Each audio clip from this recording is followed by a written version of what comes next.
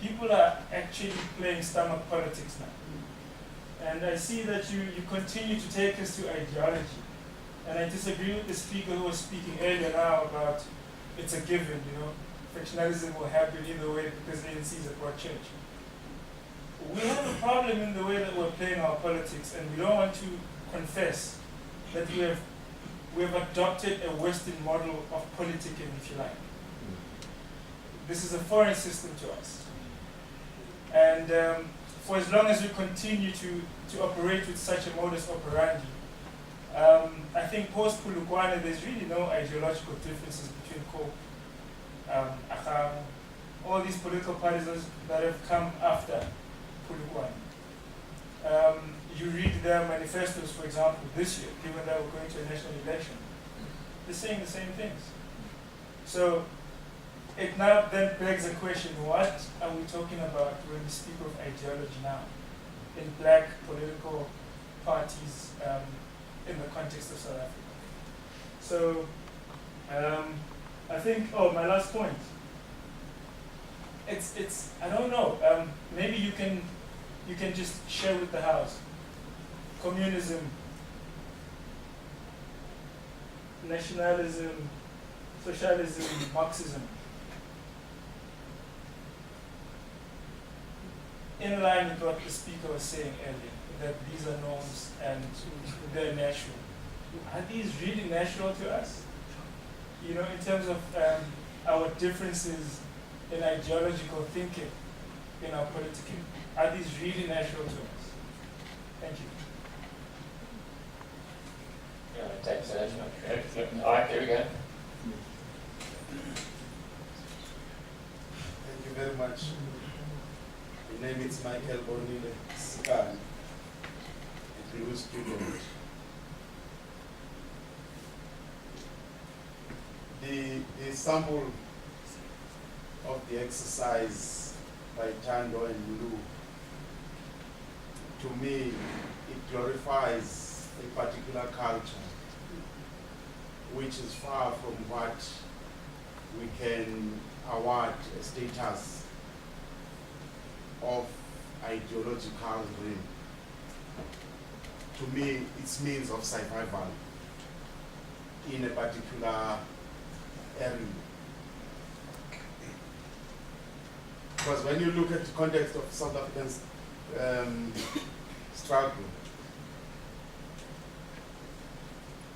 the real season of ideological clarity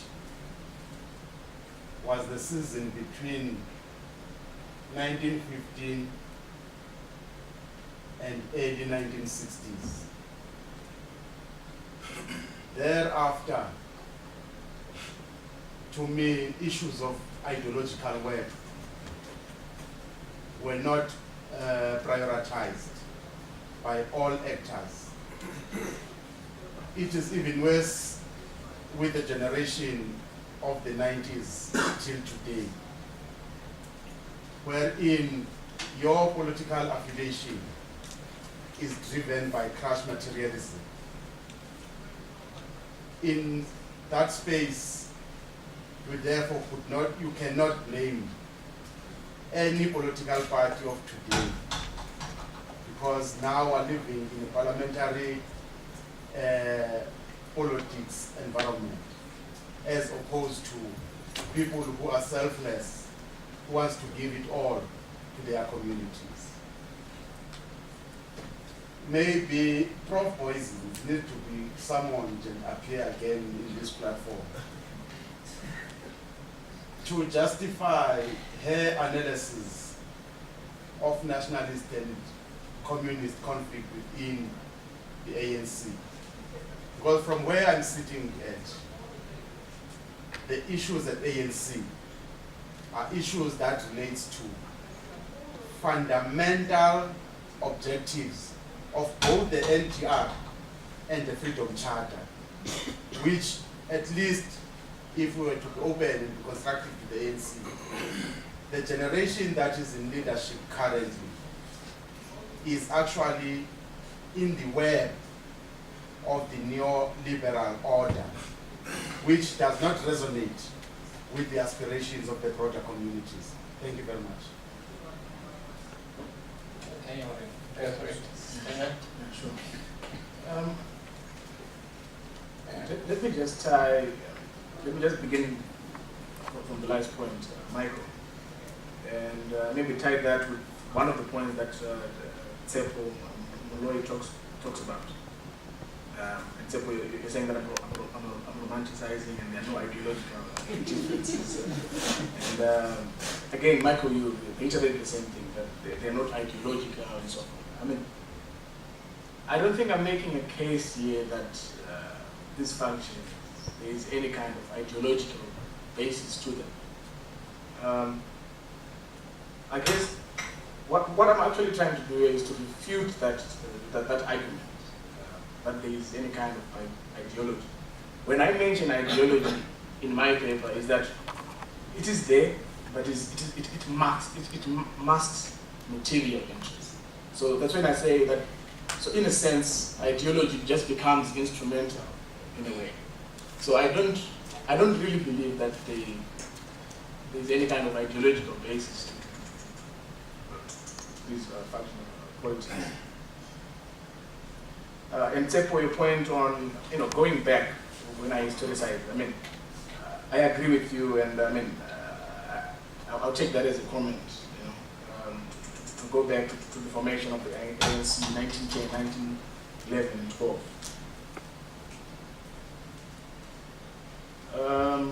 The first point here is that you're highlighting the problem of the cult of the self, individualism, and so forth.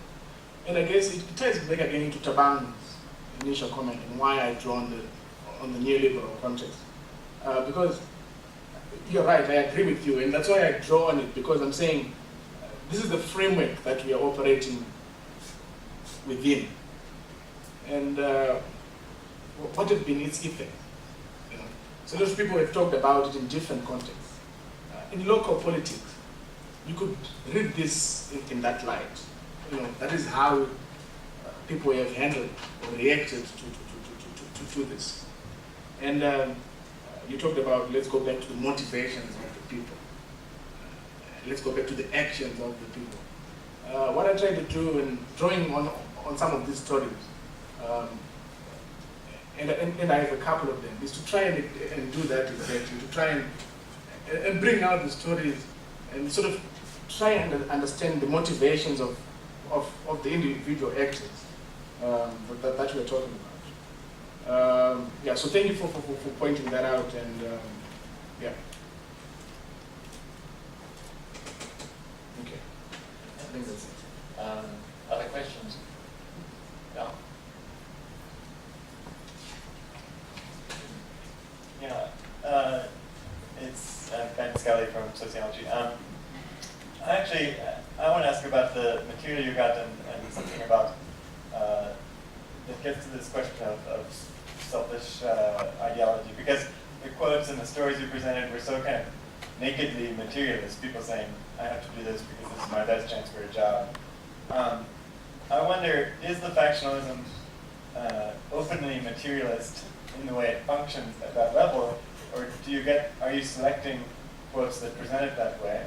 Or is it because you're speaking to the kind of foot soldiers at the bottom who are appealing for some benefit from people above?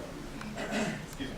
So my question is there a sort of, not an ideology, but an ethos or a commitment, or people who either are or pretend to be or whatever, doing work that is beyond this kind of materialism? Because I think at the individual level, it must be more complicated than either people are charlatans trying to trick people into thinking they're doing good. In other words, people's material interests and their ideology get mixed up in complex ways, but that wasn't presented in the post again. Yeah, okay. Thank you. I'm wondering whether Tatenda, it would be useful for you to comment on this. This has to do with you, in your look of history, where perhaps ideology might have played a bigger role in the functioning that existed. and the current type of factionalism that we see, and then be able to tell us where exactly do you think these particular divergences in the type of factionalism start emerging, and tying to that, perhaps to the point you made earlier about the state being the number one employer in some of these municipalities, because it's perhaps that might be able to explain some of the shifts from the ideological to the material.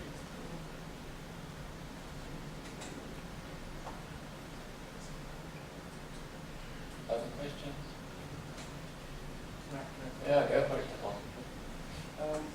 I'm just wondering as well, how much does the distribution of wealth, power, opportunities, how do you link those kind of things into this, like, issues of power, issues of unequal distribution of wealth and opportunities?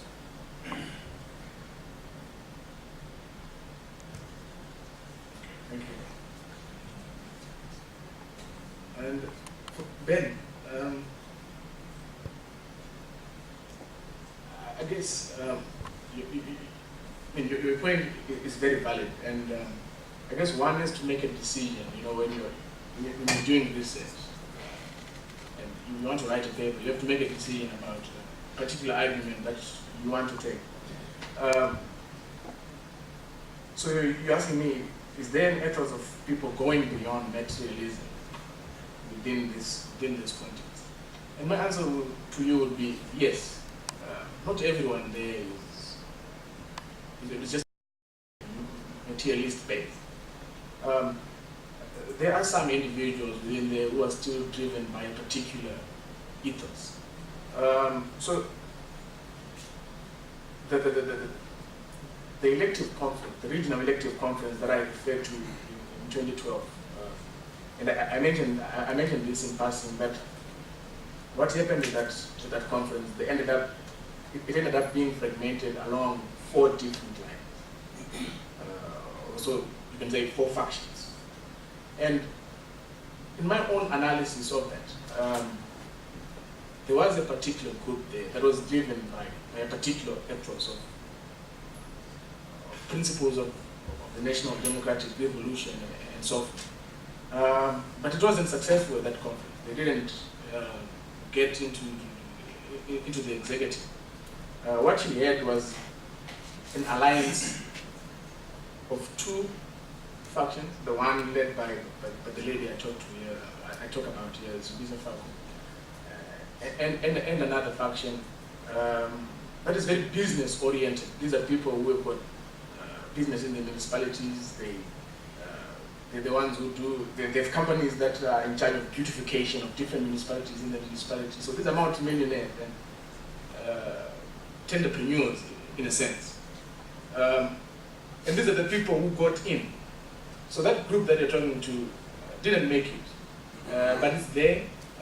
But because the dominance, so what I'm trying to do is to speak about what is the dominant kind of politics there. And that's why I sort of stick on the materialist basis. But I mean, not all hope is lost. There are those people, and I spend a lot of time with them. Some of the guys in Tanzania, they hold reading groups. They read texts. They're informed by ideas and so forth.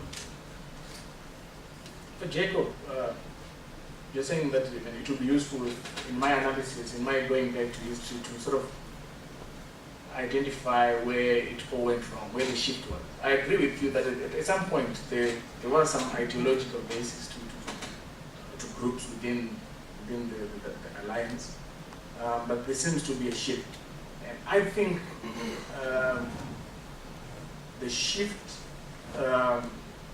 cannot be separated to the kind of shift that the country takes towards a neoliberal trajectory. And now, when did that happen? I think it goes back. So it's not 1996 where you get the adoption of gear and so forth. I would argue that it goes back to 1985 at the Kabul conference. I think that's when the ANC then shifted from what you would say the left to the right, to that neoliberal. It started back then in 1985 at the Kabul conference. Yeah, but yeah, it's a valid point that I think I hadn't talked about that in the paper, and I agree with you. I think I should stamp that out a bit more. Chabang, you said how much does the distribution of power, or unequal distribution of wealth? I didn't get your question again. Can you come again? Okay, I'm saying that from a theoretical perspective, which groups succeed and why? So to get why are people succeeding and others don't? I mean, you say there are factions. So how do you explain why another group dominates over another? I mean, and drawing on concrete and empirical data,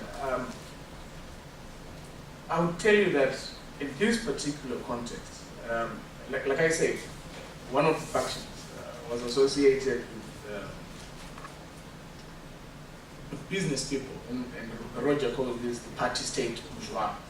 You know, there's a party state bourgeois group within the ANC, and just to put it bluntly, people use money to get elected. You know? So at this conference, you had instances of people being put up in 5-star hotels. So people, you know, at conferences, there's a venue, and people stay, you know, in not very flashy kind of accommodation. But in this sense, you get people being wooed by these nice things. And it's amazing how these kind of things work. You know, there are financial exchanges that happen within conferences. There's a lot of expensive whiskey that is bought. You know, there's this saying, you know, at a congress that, oh, let's take the ship to drink. So they regard, you know, so these are lobbyists, you know, people who are lobbying for people to be elected. They regard some of the members as sheep, and during the evening you have to take them to drink. That means you have to take them to the bar and buy alcohol and so